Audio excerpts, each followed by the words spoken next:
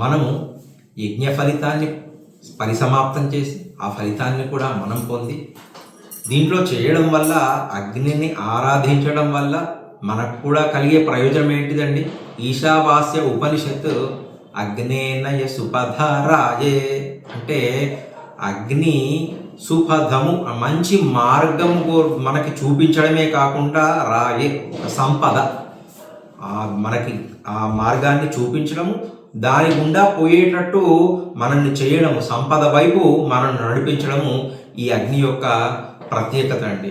చూడండి, అగ్ని మనకు ఎప్పుడైనా వెలిగించిన తర్వాత అది కిందికో అడ్డంగానో పోతుందా? క్షితిజ సమాంతరంగా లేదు కదా, పైకే పోతుంది. అంటే మనకు ఉన్నత స్థితి, ఈ స్థితి నుంచి ఉన్నత స్థితిని కలిగించడానికి కోసమే అగ్ని అనేది.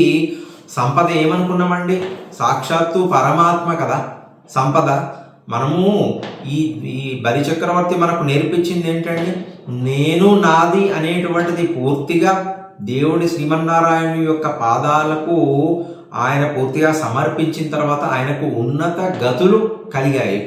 మనం కూడా అటువంటి ఆ బలిచక్రవర్తి మనకు నేర్పించింది ఏంటంటే తత్ త్వం అసి అహం బ్రహ్మాస్మి అనగా, ఓ పరమాత్మ నేను నీవాడను, నేను అనేది పోయింది ఆయన అహంకారంపై, నేను నీవాడను అని చెప్పి స్వామికి శరణాగతి చేసింది కదా. అలా చేయడం వల్ల మనకు ఉత్తమ గతులు, ఉత్తమ సంపద వైపు మనకు అగ్నిని నడిపిస్తుంది. కాబట్టి ఖచ్చితంగా ఈ అగ్ని ద్వారా చంద్రుడిని లేదా మన ఇష్టదైవాన్ని మనం పూజించి మనకు కావాల్సినటువంటి ఫలితాన్ని, యజ్ఞ ఫలితాన్ని పొందుదాము.